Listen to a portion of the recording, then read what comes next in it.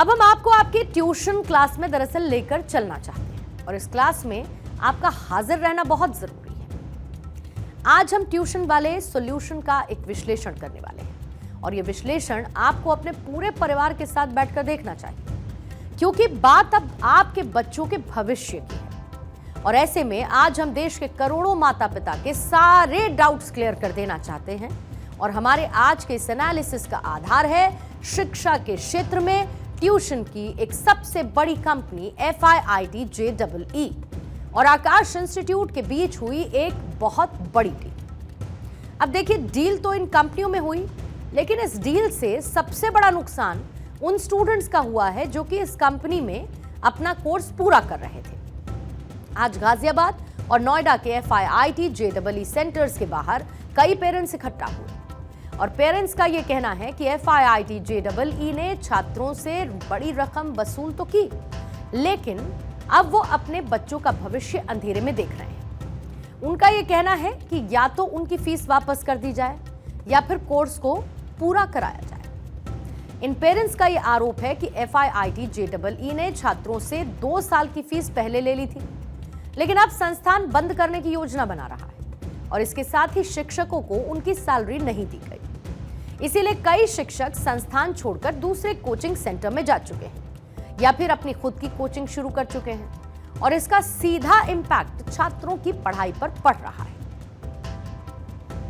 FIIT institute में हजारों की संख्या में बच्चे शिक्षा हासिल करते थे। परिजनों का आरोप है कि 2-2 साल की फीस जमा करा ली गई और फिर रातों रात अचानक इंस्टीट्यूट को बंद कर दिया गया। सवाल ये खड़ा होता है कि जो बच्चे अपना भविष्य देख रहे थे, उनके भविष्य की अब कौन सोच रहा है। FIIT का मैनेजमेंट वहाँ से लापता दिखा, वहीं से जो स्टाफ था वो भी लापता दिखा, जिसके बाद बच्चों ने अपने परिजनों को बताया और परिजन सेक्टर 58 थाने पर पहुंच गए, जहां पर जमकर हंगामा किया गया। ट्यूशन किए थे FIIT में, FIIT बंद हो गया है, इस कारण से हम लोग आए हुए हैं। थाना में कल कंप्लेंट किए हैं, काफ़ी पेरेंट्स आए थे। आज हम लोग को बुलाया गया कि यहाँ पे FIR कॉपी मिलेगा। मेरा बेटा 10th में है, 5 साल का लिया था कोर्स, जिसमें फीस 100% चला गया था 5 साल का।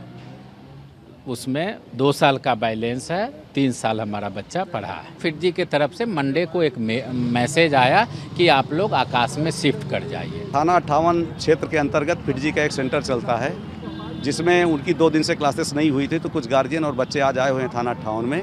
उनका कहना है क्लासेस नहीं हो रही हैं, तो अगर नहीं हो रही तो हमारा पैसा ही रिफंड कर दिया जाए। इस संदर्भ में जो उनके हेड हैं मिस्टर गोयल, उनको बुलाया गया है अभी 3:30 बजे और इसको जल्दी शार्ट आउट कर लिया जाएगा। अब एक बात तो बहुत आसानी से समझी जा सकती है कि हमारे देश में ये कोचिंग संस्थान अखबारों के विज्ञापनों में तो नैतिकता के सबसे बड़े चैंपियन बनने की बात करते हैं, लेकिन इसकी असली हकीकत यही है। ये कोचिंग संस्थान शिक्षा को सिर्फ उस एक उद्योग, एक बिजनेस की तरह देखते हैं, जहां पर छात्र उनके लिए सिर्फ एक प्रोडक्ट होते हैं।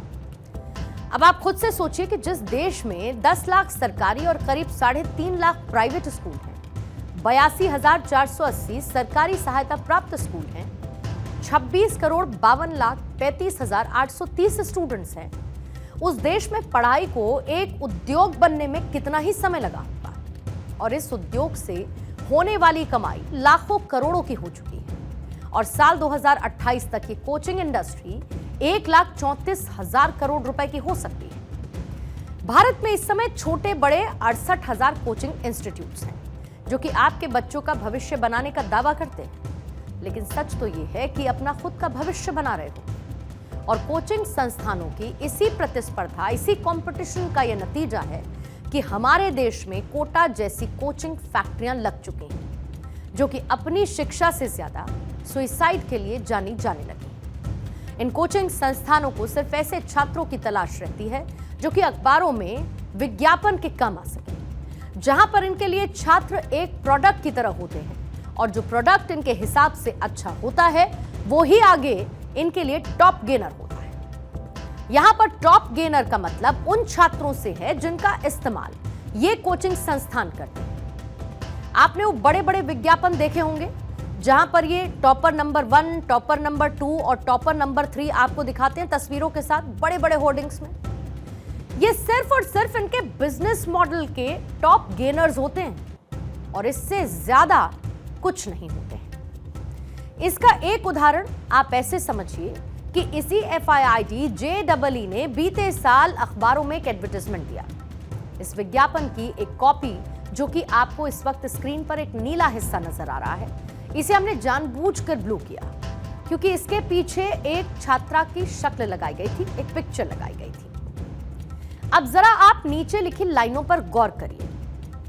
वहां पर क्या लिखा है? वहां पर लिखा है, She started her journey with FIIT JEE in class 9th in December 2020 and her 80% of JEE main course was already over when her parents were lured by this evil institute.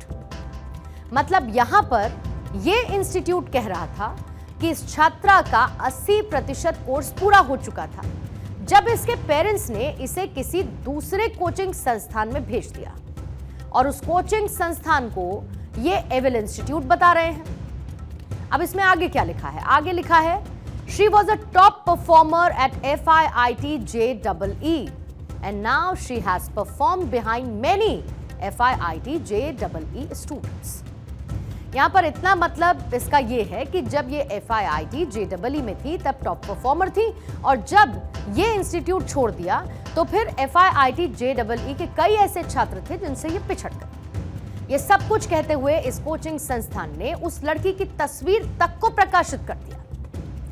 अब आप ये देख लीजिए कि ये है इन कोचिंग संस्थानों की हकीकत। ये आपके बच्चों को सिर्फ कैश माइंडिंग मशीन समझते हैं, एक ATM समझते हैं, और ये एक बहुत बड़ा उद्योग बन चुका है।